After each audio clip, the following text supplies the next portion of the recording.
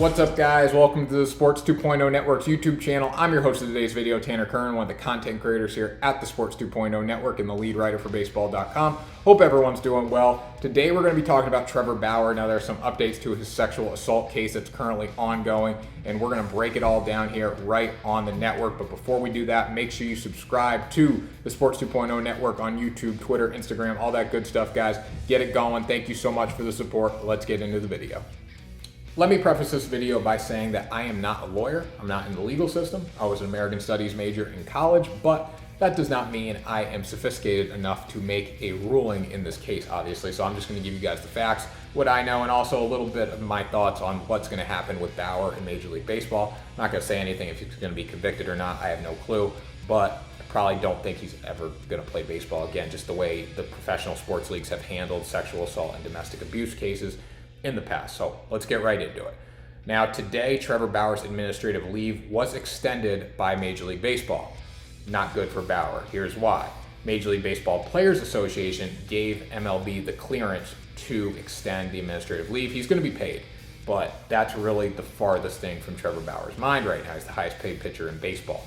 He needs to be worried about playing baseball again, because if he's not convicted in criminal court, which there is a possibility, these sexual assault cases are very difficult to prove, he likely will still not be able to get back into Major League Baseball, because Rob Manfred and the MLB Players Association, if they're working together, Trevor Bauer will not be allowed to return to baseball, and I don't think a team's ever going to pick him up.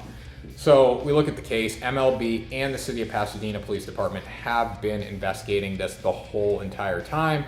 The woman, his accuser, is saying that she did not consent to the sexual acts that Trevor Bauer did to her. Now, they hooked up 2 times. The first time was very rough. The second time, things got rougher. She agreed to come back for the second time, but she did end up in the hospital with a concussion. She had bruises, cuts, all that stuff because of Bauer. Now, Bauer's legal team is saying that everything was consensual. There are texts to prove all of this, but her legal team is saying that the texts don't do it justice because Bauer took it too far. She did not consent in the moment. Apparently, they had a safe word, and she couldn't even get the safe word out. It's the second time they had sex. So again, not super easy to talk about. I'm not going to get into the nitty-gritty details of it. If you want to go check those out, we have detailed reports on the Sports 2.0 Network, on Baseball Spotlight and noobsports.com. And they're also all over the internet. You can check out the text messages and everything there as well. So for Bauer, this is not a good sign. There are cases going on. She has a permanent restraining order against Bauer in place right now. Now, both legal teams are taking a little more time to discuss their points, get an argument in play. This is he said, she said right now. Obviously, they hooked up. Obviously, she ended up in the hospital. I'm not saying anything about what Bauer did was right or wrong. We don't know what happened in the situation. Nobody can prove what happened in the situation. But here's the thing. These are very difficult to convict. The accusers rarely get convicted in sexual assault cases, whether it's a Major League Baseball player or not. Now with Bauer, he is in the forefront of Major League Baseball. He's in the forefront of the media. So there's probably a better chance that he gets convicted here than someone else. But the texts are really going to hurt her, I think, in the sense of there are texts showing that she consented over text. Now in the moment, nobody can prove that because nobody was there, but she did end up in the hospital. So there's things going for both sides here. Again, I'm not a lawyer. I can't comment on that. But the thing with Bauer is it's a shame for LA, not the sense of, he did something wrong, obviously, but it's a shame for LA in the sense of he was there and nobody really liked him in LA at first. He had a bad reputation, a bad aura around him, but people started warming up to Bauer. His quirkiness was something that people loved after a few months of him being in LA. Dave Roberts talked about how much he means to the team, how much players loved him, but now the players are starting to turn against Trevor Bauer, which is bad for Bauer in the sense of he's never going to play baseball again, most likely. That's my opinion on this. We've seen how the leagues have handled sexual assault cases and domestic abuse cases. They have not been very friendly towards the players here. I mean, we look at what happened to Marcell Ozuna earlier this year, got charged with domestic abuse. He's not going to play baseball again. It's very unlikely. Look at what happened with Yasiel Puig. And the Puig situation, quite frankly, is nothing bad.